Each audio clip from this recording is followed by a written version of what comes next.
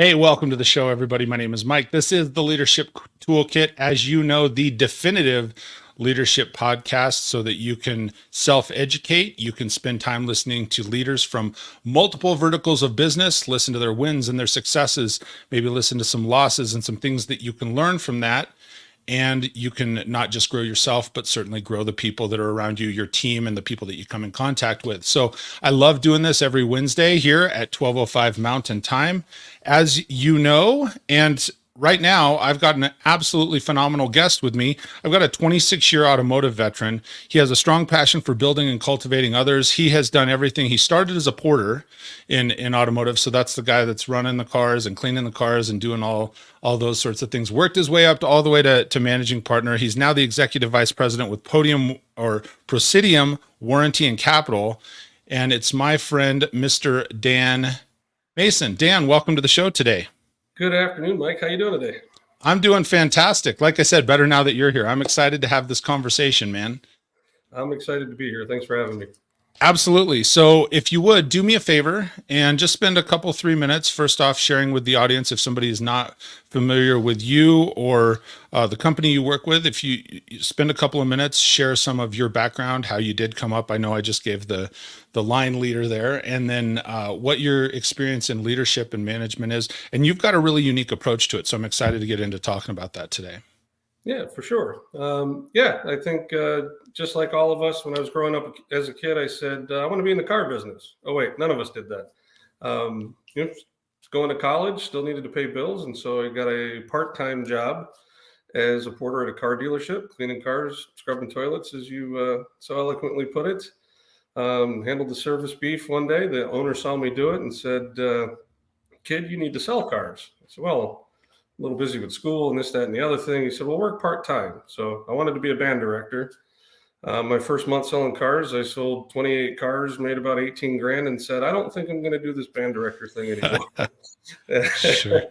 And, that's how it started, and worked my way through every position in the dealership, from sales to internet sales to sales manager, used car, new car, ultimately spending most of my career in the finance space, finance manager, finance director.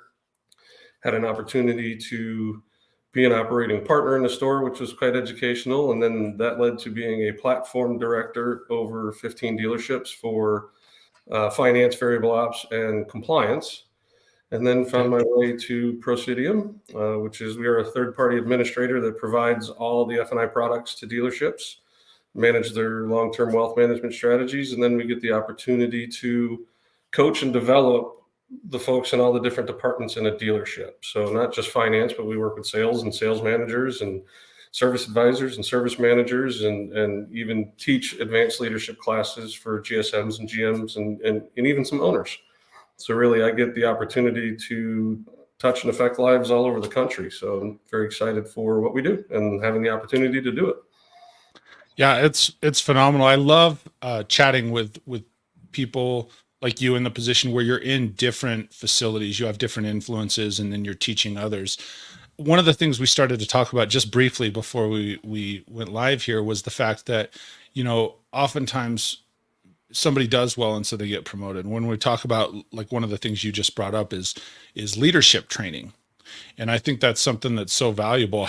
Is that something that you deliberately went after, or what was the process? Because you started off here too. Let me backtrack just a second. You said, hey, as a porter, they said, hey, kid, you should sell cars. So was there training from that point, or what took place that made you say, hey, this is how the magic's going to happen? Yeah, my first experience with training was, here's a back room. I'm going to age myself. Here's some VHS tapes. Nice. When you're done with the series of tapes, we'll put you on the floor. And that was the extent of the training. And to this day, I will never forget my first car deal. It was at Kelly Subaru Suzuki in Tallahassee, Florida. Okay. So anybody out there in the Subaru world loves to say, oh, our customers are so different and they know more than we do. And that was true. And my desk was right in front of the owner's desk because he was working at the sales desk, and the customer would ask a question, and then I don't know, let me find out. Hey, boss, right? And Sure. Sold my first car. It was my first up, and I was hooked from there. But as I travel the country and I'm in these dealerships, there isn't necessarily such a thing as leadership training because unfortunately, most managers don't know the difference between managing and leading because they don't know, right? One of the things that we talked about was the process of determining who should be promoted is typically broken, right? What is the process normally? Let me have you expand on that. What's the normal process? And this could, keep in mind for anybody listening on the podcast too, this could be any business. Like put yourself in this scenario. Dan's background is automotive. I have a heavy automotive background. And so you could go, well, those guys have a skewed view. But think about the business you're in. What's the normal process to get somebody promoted and start getting them trained from your experience, Dan? Yeah, and I see it in other verticals as a company. We're in other verticals as well. But in a performance-driven environment, let's just put it that way. Typically, what happens is we take the highest performer, in a sales environment. So they're the best salesperson, and then we tend to make them a manager. And just at the root of that, that's a flawed process. Right? If being a top performer and being a leader are two completely different skill sets. And in a lot of times, what makes somebody a high performer is because they're focused on themselves and their goals and what they need to do. Whereas as a leader, it's the exact opposite. Right? And even in the automotive business, there's been this paradigm shift in where somebody gets promoted to first and where they end up, right? It used to be you couldn't sit behind a sales desk unless you spent adequate time at a high level in the finance office, right? Right. To be able to understand bank programs and structures and how to maximize car deals and look at all the different angles and truly, be able to help the client the best that we can and also protect profitability for the dealership. Sure. In the age of the internet, right? Dealers said, oh gosh, it's the internet. We can't make any money on the front end. So now all the pressure became on the finance department to be the profitable portion of the dealership. So what happened? We stopped putting new managers in finance and now they go to the desk. And if you think about it for a second, the salesperson that got promoted to sales manager, who did they learn how to be a sales manager from? If you're asking me, it depends. Either there's a few answers. One could be no one, right? One could be they're watching the person that just got exited stage left, right? The previous sales manager that they said, well, this guy's not, or gal is not doing the job. They're out. And then the person you have to emulate is the person that just got gassed from the business. That is exactly correct. So I call it the regurgitation of average. And every time it gets regurgitated, the average drops, right? Wow. They learned how to be a manager from the person that they ultimately replaced because they weren't doing the job. And unfortunately, in a lot of businesses, not just the dealership avenue, but in a lot of businesses, do we have strategic, trackable, traceable, accountable measures in how we train and build someone to be a leader versus a manager, right? Because that's then ties into bigger issues of cultures and turnover and, overall happiness and length of people being at the dealership, right? Or in any business, right? It's what most business owners and leaders tend to fail to calculate is what it costs them to have turnover and actually invest in their people. Right. And so coming up the way I came up, and every time I got promoted, it was pretty much, here's your desk, here's your pay plan, figure it out, I'll see you later. I had key individuals come into my life at different places to be that person for me. And so that's where, my passion for this came from, and seeing a need and helping to coach and mentor people through the country for free through the different Facebook groups I'm involved in, and really led me down the path of, fully transparent. I was not a leader for the first portion of my management career in automotive, right? If anybody's watching this that worked with me early in my career, they'd get a chuckle out of this, right? Versus when I finally figured out it's not about me.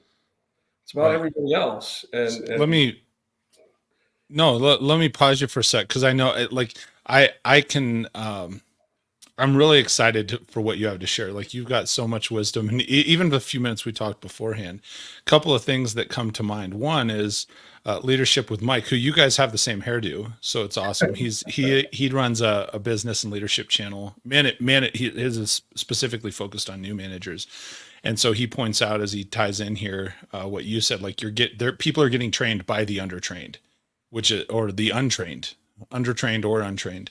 And I think that's a really valid point. Something you've brought up a few times, Dan, and I want you to dive into this a little bit deeper. We said several times since the beginning, we mentioned in our email conversation, there's a difference between leadership and management. And I've noticed, I'm hearing you say quite a bit when you're bringing this up, hey, nobody gets trained to be a leader. What are some key differences? What are 3, 4, 5 differences from your perspective, from somebody who does train leaders, that are different? And again, people, when I'm saying this, it's not necessarily one is better than the other, right? I'm just curious, what are the differences that you see, Dan, in leadership versus management? That's a question I get all the time, and sometimes it's an evolving answer. But Okay. typically, What is it today? from a manager standpoint, a manager is pointing and directing and telling, right? Whereas a leader is guiding and coaching and is out front, right? They're leading from the front. They're not pushing from the back. Okay. And really where one of those powerful differences comes from, A, is understanding, right? Because a manager makes it about themselves, where a leader makes it about everybody else. But where the interactions can change is there's a powerful difference between making statements and asking questions, right? And that Okay. ties into, it's not an easy skill to master, right? Because we're all, most of us in management, leadership, production-based businesses, we're typically alphas, right? And A so, personalities. Yep. right, so we're typically A personalities. And so taking everything that you would take in an interaction and make as statements and changing them to questions is not an easy skill, but when it's mastered, therein lies the beauty of creating winning cultures and really getting people to do more than they want to, or more than they have to because they want to, instead of just enough not to get their butt kicked, which is in and of itself another difference between being a manager and being a leader. Interesting. So one of the things I noticed you tied in too is, like, when you're a top performer and you transition, you said earlier, often top performers are focused on self. Not that they're not focused on serving others, but they're focused on their individual performance. And I think that's something that is a natural transition immediately too into management. You said managers direct and tell, they're pushing from the back. They're still more focused on self, versus leaders guiding and leading from the front, which I love. I used to have a podcast for leadership titled The Front, which was where I got started in my leadership podcasting. So I always love that statement when somebody shares it. I'm curious, when you're saying taking the statement and turning it into a question, can you give me an example of something like that? Like, hey, here's this statement versus here would be a better question. Because I always think we have the best opportunity to grow. It's not just about asking questions, but asking better questions, right? So I'll go a little more in depth on that because I feel it's that important. So Sure. first, let's talk about what the difference in the two is, right? So if I make a statement, it's a beautiful day outside. First thing is, does that require a response? Not necessarily, but most people will respond with, yeah, it sure is a beautiful day outside, Dan.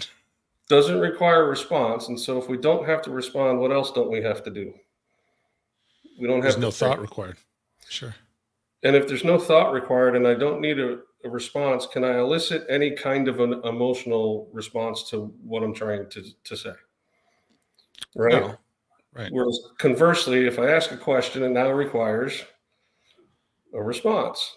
And in most cases, and I always joke, other than the car business, we're supposed to think before we respond, but just kidding. um, and if I'm asking the right types of questions, now I can elicit an emotional response. And that emotional response is the key part of this. And so, giving you an example, um, Right now across the country, there are sales managers doing one-on-ones with their salespeople, Okay. right? We're halfway through the month, we're behind in where we need to be, and here's where the powerful difference comes in. In the part where we're making statements, it sounds something like, you need to hit 15 cars, you're only at 4, you are way behind, you need to make X amount of phone calls, you need to make this many emails, you need to set this many appointments, you need to. So in that scenario, whose idea is everything? It's coming from the manager. They're telling you, hey, take my idea and run with it. So it's my idea. So how much buy-in do you think there is? And that creates the situation of, I'm going to do just enough so he won't yell at me or she won't yell at me anymore. So instead, here's what this should sound like. So, and let's pretend it's beginning of the month. So, hey, Mike, let's go over your numbers from last month. It looks like we came up a little bit short on your goal last month, right? Let me ask you, what's your goal for this month? And you're going to tell me whatever the number is. And then we say, okay, so based on what we did last month, let me ask you, what are the things that you feel that we can do different this month to make sure that we hit that goal? Right? Sure. I know what the answers are, but I'm going to ask the questions to walk them down the path of coming up with the right answers, right? By asking calculated questions, Sure. right? So when we get done with all that, so let me make sure I understand this right. From what you told me, you need to make this many phone calls, this many emails, this many texts. You're going to post this many, all those things. Okay. Okay. So now that we've come to that conclusion, let me ask you this, Mike. Is it fair now doing those things that you told me you're going to do to make sure that you can provide for yourself and your family after this month? Is it fair for me to do that? 100%. Yeah. So now here's where this builds. So now it's the halfway through the month. You're in the huddle. You're not doing the things you're supposed to do. In a That manager, never happens. right? In the manager role and the telling role, I'm going to go, hey, Mike, what the hell are you doing, man? I told you need to make these phone calls and do these many. And that salesperson leaves feeling how, right? Defeated, beat up. Right. And that doesn't build a winning culture, as opposed to if I say, hey, Mike, let me talk to you for a minute. Hey, I noticed it's halfway through the month. And when we met earlier in the month, you told me these were the things that you were going to do. Let me ask you, how are we doing with that? Oh, well, I'm behind in this and that. Okay. So in the beginning of the month, you said it was fair for me to hold you accountable to do that. So how can I help you get back on track? And what do we need to do to make sure that you're successful? Because again, my job as a leader, first and foremost, is to ensure that you can provide for yourself and your family. And I want to make sure that we keep you on track to get there.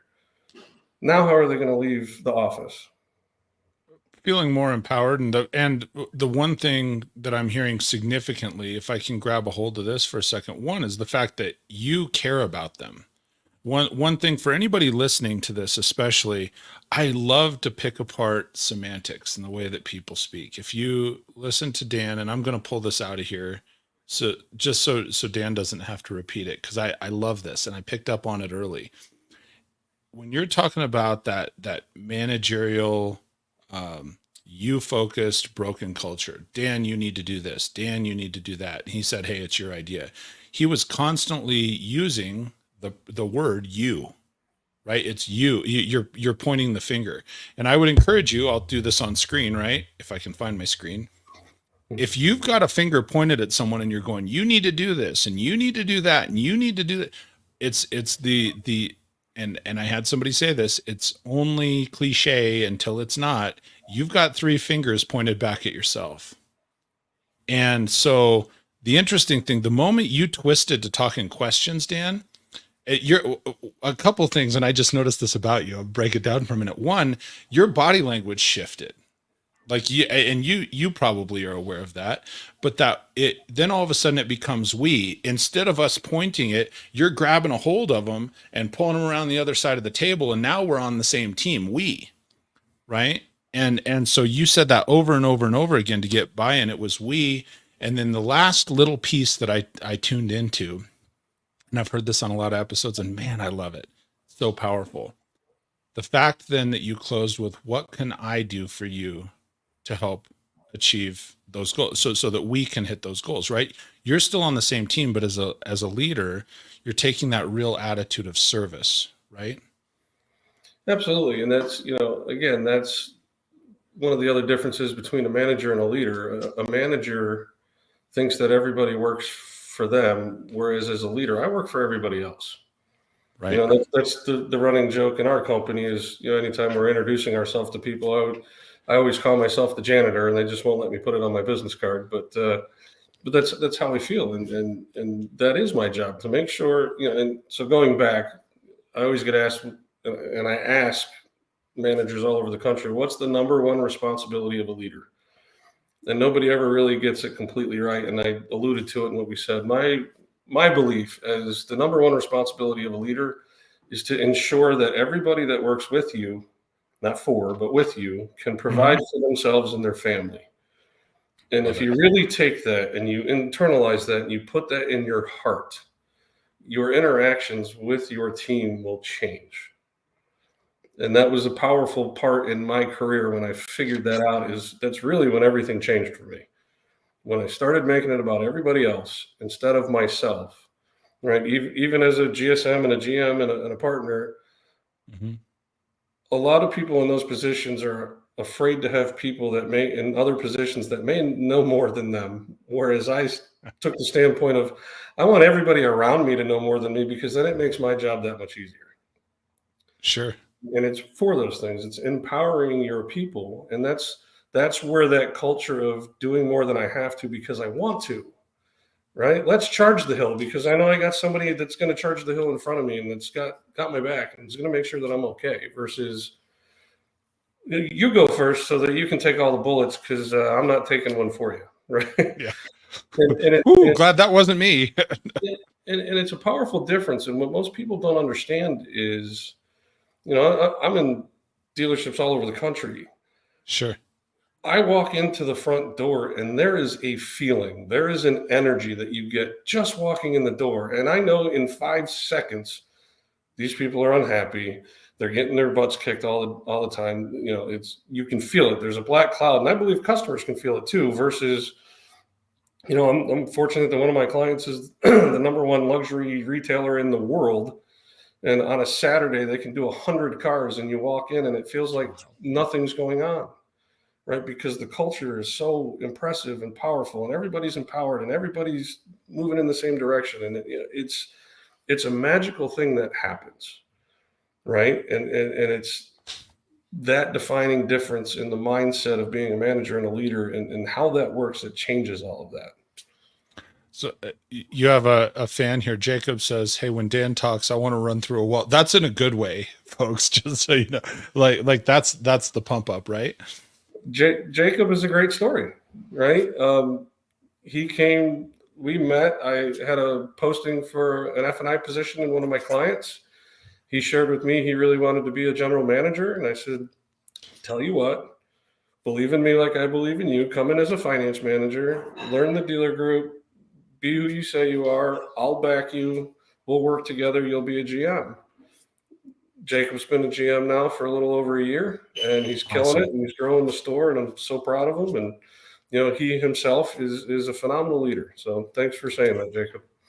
It's really good. That's a huge testament and a nice compliment for you, and certainly right back at him. So real quick, just to pause for a second, I got into this. I meant to put it up earlier and then we got to talking. I easily get sidetracked, but for anybody, whether you're watching or if you're listening to the show on the podcast, one of the things we talked before, this is how open Dan is. And if you want to connect with Dan, whether it be for training or you say, hey man, he's got some really good points and insight and wisdom, and you want to connect with him, you can connect direct through his email. It's dan@pwcteam.com, or this is his cell phone right on the screen, 630-461-3502.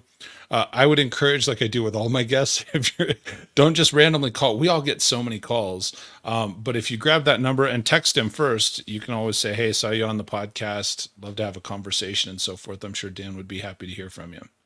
Yeah, reach out. So one of the things that you brought up, and you've said several times, and I want to tie this together because you said, hey, this is what we do with how to build a winning culture and when a place has a winning culture. And you just now said, hey, when I walk into a place, like you can feel the energy. For anybody that's a little bit intuitive, regardless of the business, you can walk in anywhere. You can walk into a department store and you immediately know the sort of, or at least I do, you can feel the experience that you're going to have, right? Or you can walk into an auto dealership, or you can walk into a software programming company, and there's an energy. What are a few maybe tactical things? Because we've talked a lot, at a higher level, and some strategic pieces here so far. What are a few tactical items that you can say, hey, if you're in a leadership role right now, somebody like Jacob maybe, right? And you've probably told him this. So Jacob, you could comment if you like. What are a few tactical things that somebody can take action on as a leader to help groom that culture into a high energy winning culture? One of the things that most of the time is overlooked, but it has a profound impact on that winning culture is what we define as a win. Okay. So in sales organizations, not just the auto business, but any sales organization, typically the only definition of a win is doing what? Selling that Selling. product, right? Selling a car, selling your software, selling appliances, whatever it is. But how many things had to go right first before we got there? In the car business, right? I made my phone calls today. I connected this many times. I set this many appointments. As a leader, to build that culture, it is critical that we celebrate the small victories, not just the final one. When we celebrate the small victories, think about what that does to the perception of your team. First of all, they know that you're paying attention. It shows that you care because you are paying attention. And what does it do for their psyche, right?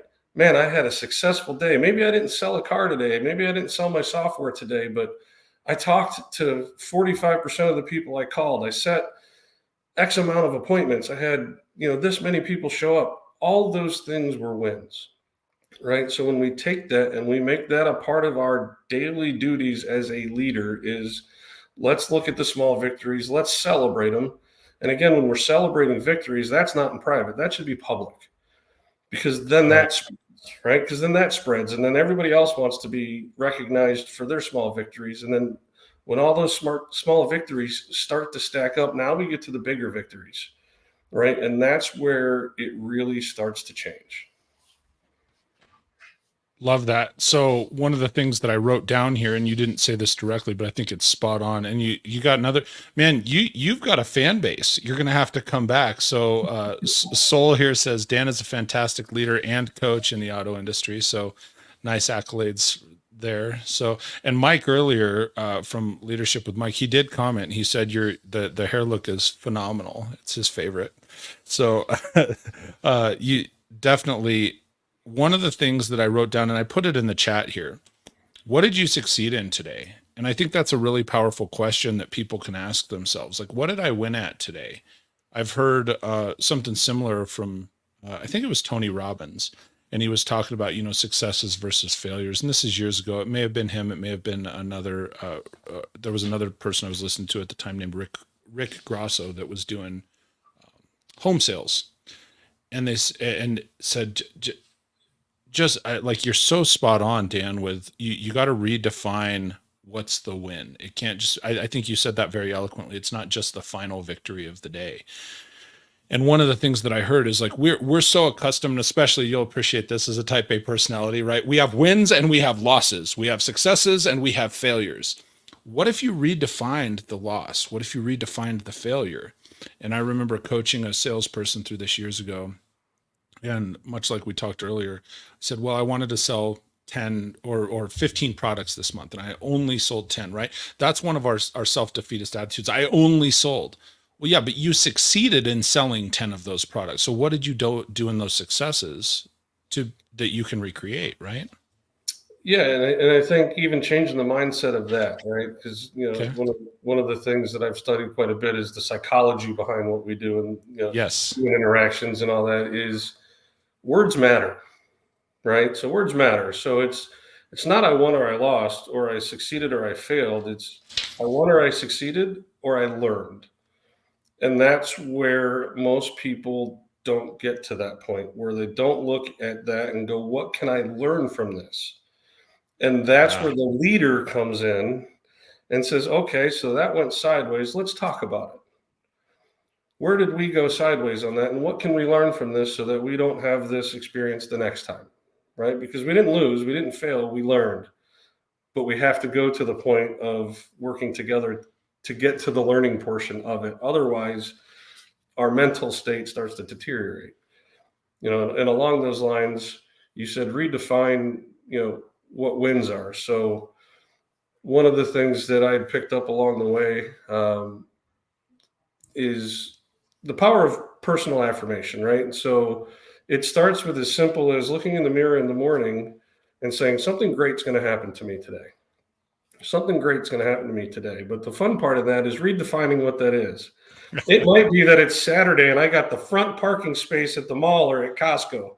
That was a pretty great thing, right? And so, especially at Costco, right? And somebody told me that they liked my shirt or they liked my haircut, or it changed. It's so powerful in what it does for our psyche when we do that. And then there's a next level of that. The next level of that is, how can I be that one great thing in somebody else's life today? And that becomes extremely powerful. And it could be random stranger. I really like your dress or your hair or, nice shoes or whatever it is.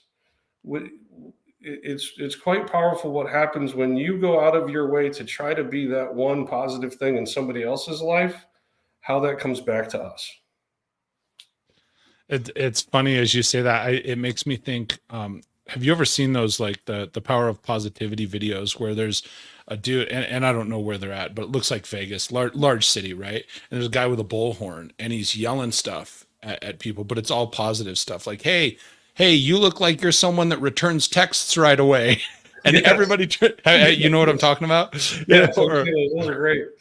You look like you're someone that has reasonable boundaries in a relationship. Nice job. And it's stuff that's just like, it seems like it's basic, but every one of those people, and it's just like what you're saying right now, how can I be the great thing in someone else's life today? You watch those videos, and like, for me right away, you get a smile on your face. I smile about it and we laugh about it. But all the people in those have this big grin. And so I think that's something that is just super, super powerful to ask yourself daily. It's one thing to be grateful for all the things that we have. It's one thing to be thankful and do that rewiring. It's a whole nother level. And you said it. I love that, Dan. Just how can I be the great thing in someone else's life today? I think that's awesome. Sorry, did you have something else? Yeah, I was just going to say, is someone, if you're listening out there and you're wanting to better your leadership abilities and styles, it's something that's important. When you get in your car at the end of the day to go home,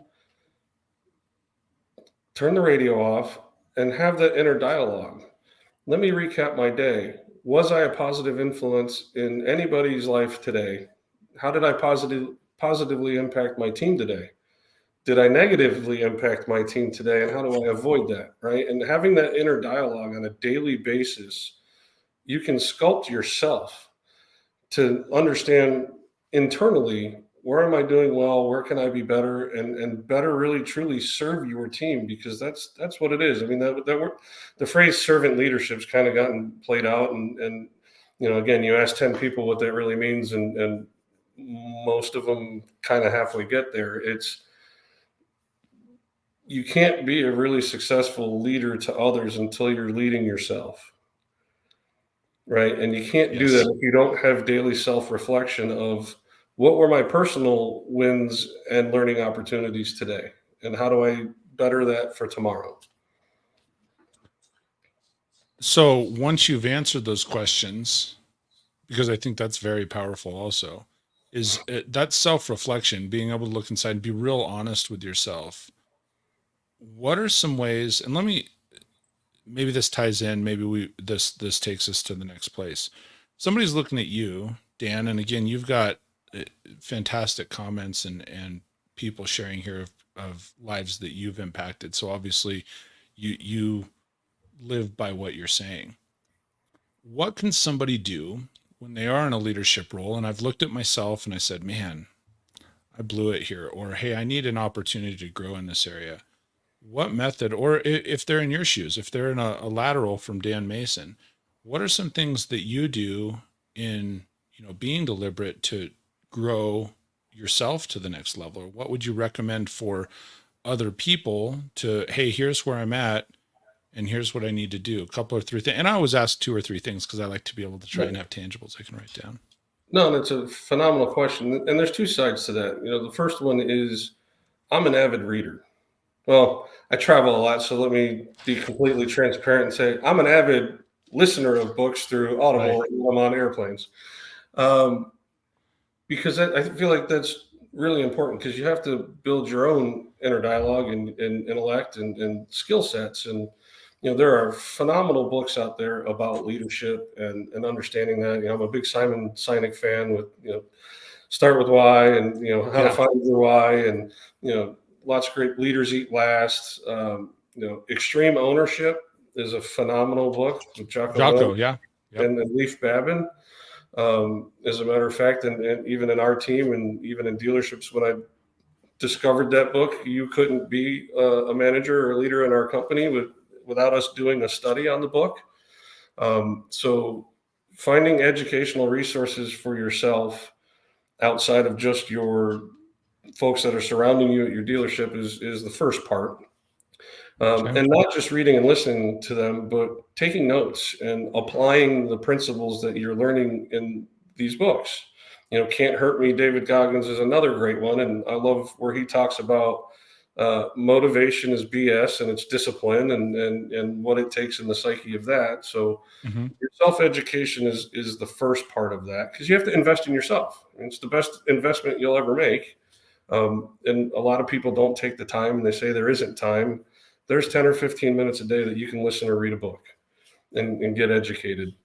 The second part is a lot of people don't realize the power of your immediate circle, right? There's a saying out there that the 5 people closest to you is the level that you'll ultimately find yourself at, because that's your closest people. So seeking out others that are at or above the level that you want to get to, and create those 5 people as your circle, right? Through osmosis, through conversations, through being together, through talking through your challenges, through all those things. When you surround yourself with people that are at the higher level, it's impossible for you to not pick up on the traits, on the skills, on the thought processes that ultimately help you rise. And then once you get to that level, the fun part is now I got to find 5 more that are above that. And find your way into that circle and continue to grow through that process. So be careful of who your circle is, and always strive for a higher one, and self-educate. Love that. I think those are absolutely excellent too. Like one of the things that I heard you saying, and I repeat stuff for the sake of me making sure that I'm hearing the right thing. For anybody who's listening to this, and I'll say this in my own words, but what I'm picking up from Dan is you can't wait on somebody else for your own success. Nobody's coming to save you, right? So you got to be deliberate in that self-education.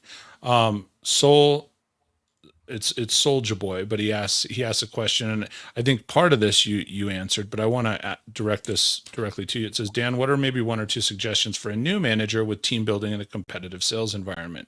Is it culture? Is it check-ins? How can he or she, it's Soldier Boy, so I'm assuming he, but how can they grow better with their team? That's a great question. And so, I think the first couple of parts of that we've discussed a little bit is, sure, for you as a new manager, depending on if you were promoted from within or if you were brought in from the outside, the first thing that you have to work through is the trust factor, right? How do you get your team to trust you? And that comes from, again, words matter, the we's versus the you's.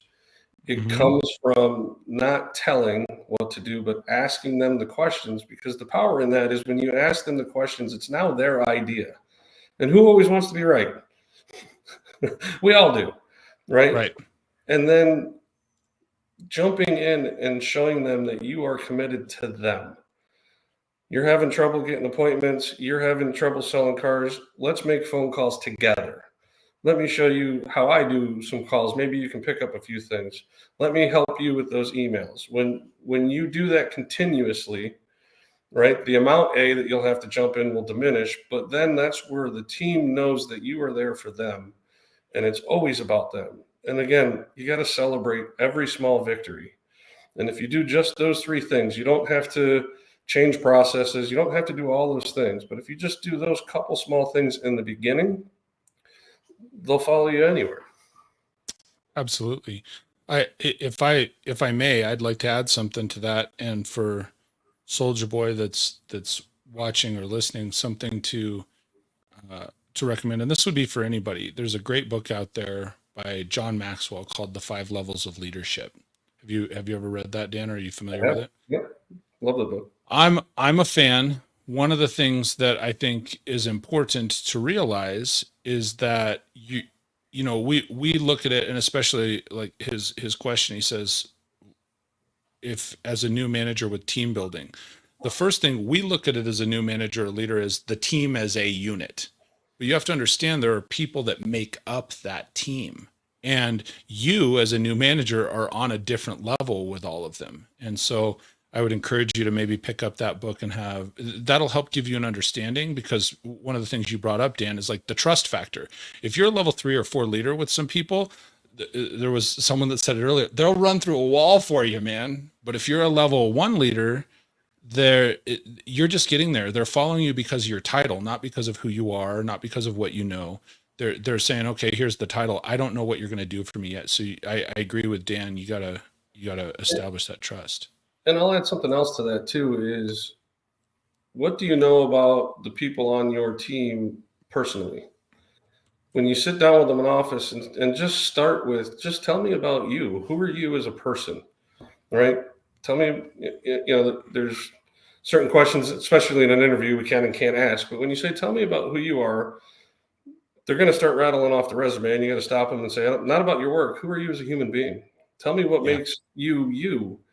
And when you build that relationship, that's really the first part in instilling trust and that you actually care. Because the old saying of nobody cares what you know until they know how much you care is really true, especially in a leadership position. So sure. that becomes ultimately important, that if we're really truly paying attention to our team and our people, and somebody's off, you can see it. Their body language is off. Their interactions are off. It's a couple days. Instead of going, hey, what the heck's wrong with you? What's going on? Pulling that person aside and putting our arm around them and say, hey, man, I noticed just something's off. And I care about you as a person. And you told me you got all these things going on in your life. What's going on? And how can I help you?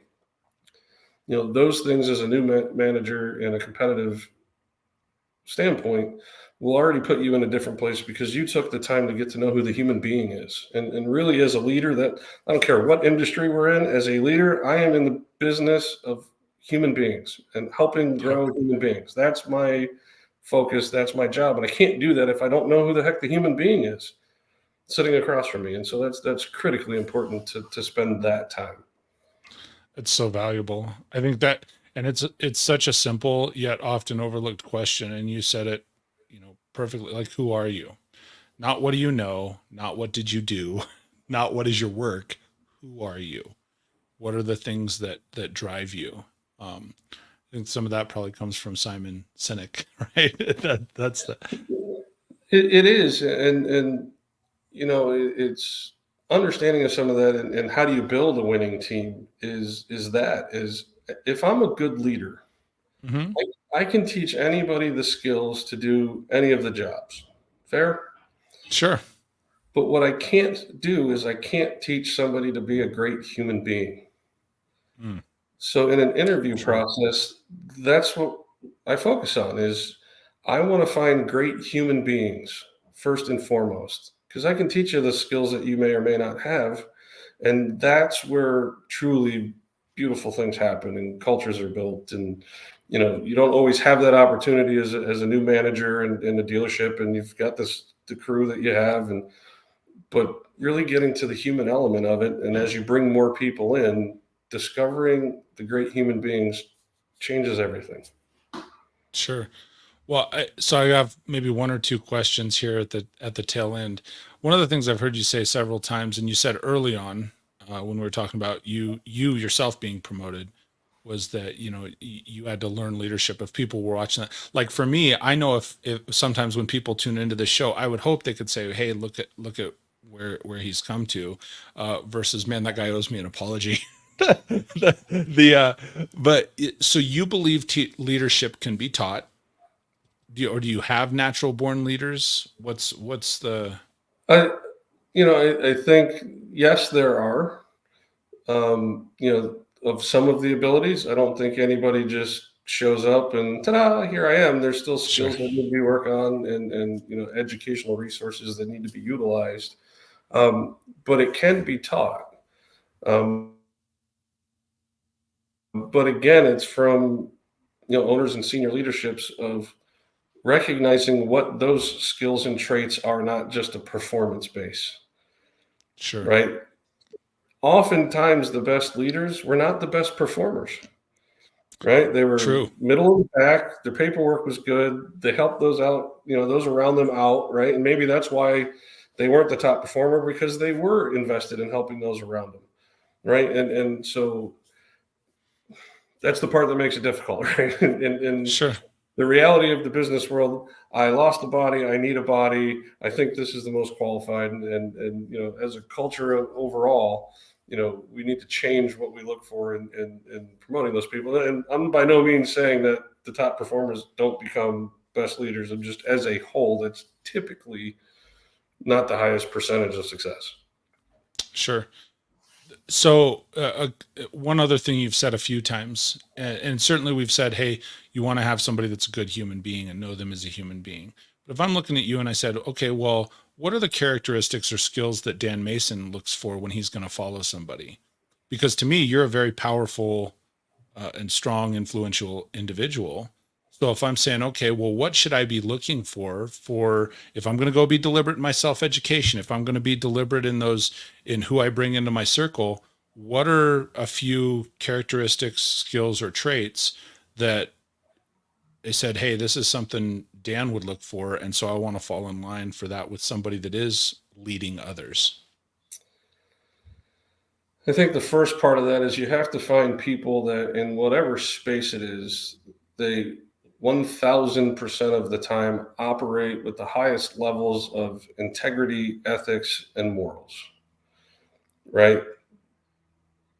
Probably going to get beat up for saying this, but in the age of social media, there are a lot of self-proclaimed coaches and leaders and trainers that you will that have a reach through social media that are not the best with integrity and morals and ethics, and so spending the time to get to know, again, who that human being uh, Mm-hmm.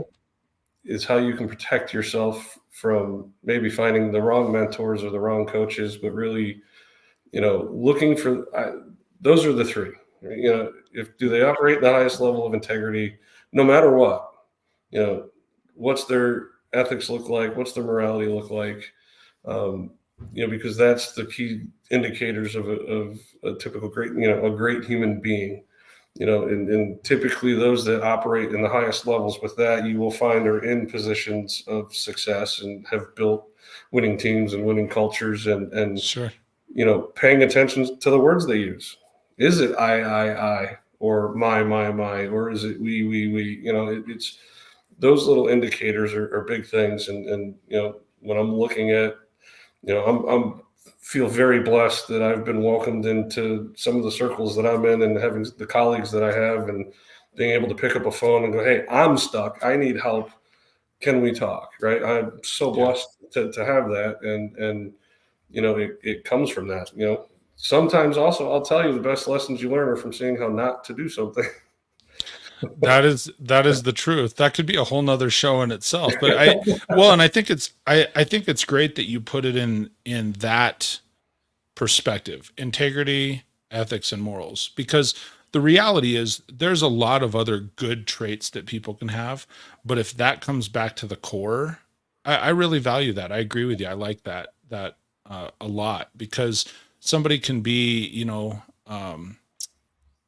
one that I love to lean on. I've heard this from one or two people that I've interviewed. One was a good friend of mine, and one of the ways he measures leadership is he's like, you got to get results.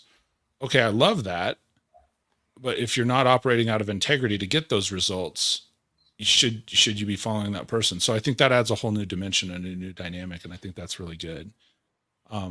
We're almost an hour into the show. Do you have time flies, man, when you're having a great conversation. And Dan, I so appreciate you. Do you have any final thoughts, any final words of wisdom, little nuggets to take us out this afternoon? I think I'll just, echo some of the things that we've hit on is, if you truly want to be a successful leader, you have to make it about everybody around you, be invested in their growth, educate yourself, elevate your circle, and self-reflection. I mean, those are really the things that will help you to get to that next level of being a leader. And again, making sure that you celebrate those small victories with everybody on your team, and do it publicly, do it loudly, make it a big deal. And you will see, with all those things put together, that in a short amount of time, you will see a massive difference in how your team works, their happiness, and ultimately your happiness at the end of every day. Because instead of, pulling your hair out, why won't they do this? Why won't they do that? You'll see that everybody is rowing in the same direction. They're doing more than they have to. Everybody's having fun. And all that leads to more successes and the ability to bring in more people that you can help, and just truly caring about the people that work with you, and internalizing that your number one responsibility of a leader is to ensure that everybody that works with you can provide for themselves and their family. If you'll believe in that and internalize that, your interactions day in and day out will change, and then so will the end results. I love it. And I love the fact that you've brought up that genuine caring several times, because there is no replacement for genuine caring, none at all. So one last time, I'm going to put up on the screen here. I had it up here earlier. If you're not connected with Dan and you want to, he is absolutely phenomenal leader, a phenomenal person. Having the conversation with him, go check him out at linkedin.com/Dan-Mason-SPFS. Maybe just search Dan Mason SPFS and he'll come up, because there's a bunch of numbers after his name as well. He's laughing at me now. And then the other is, certainly you can email Dan at pwcteam.com, or feel free to reach out via text to him at 630-461-3502. He's an awesome individual, man. I am so blessed to have been able to connect with you and have you on the show today, Dan. If you'd like to come back again, I'd love to reconnect in the future, have it on another show. We can talk about the things not to do as a leader. You just started to allude to that. And really, the honor's all mine, and thank you for having me. It's been an absolute pleasure, and look forward to seeing you again here soon. Absolutely. Thank you for your time. Just hang tight for 1 second as I take us out, if you don't mind. That's going to bring us to a close, ladies and gentlemen, for another episode of the Leadership Toolkit.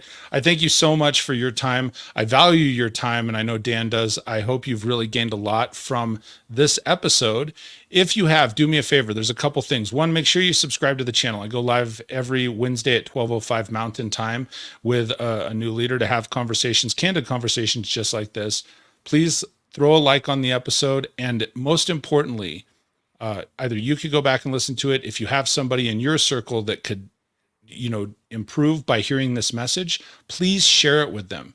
And this is live on YouTube. I'll post it up on Spotify and all the other podcast platforms. But the most important thing to me is that you gain some value out of this. We appreciate your time. Thank you for joining me for another Leadership Toolkit. Until I see you next week, stay great. We'll talk to you soon, everybody.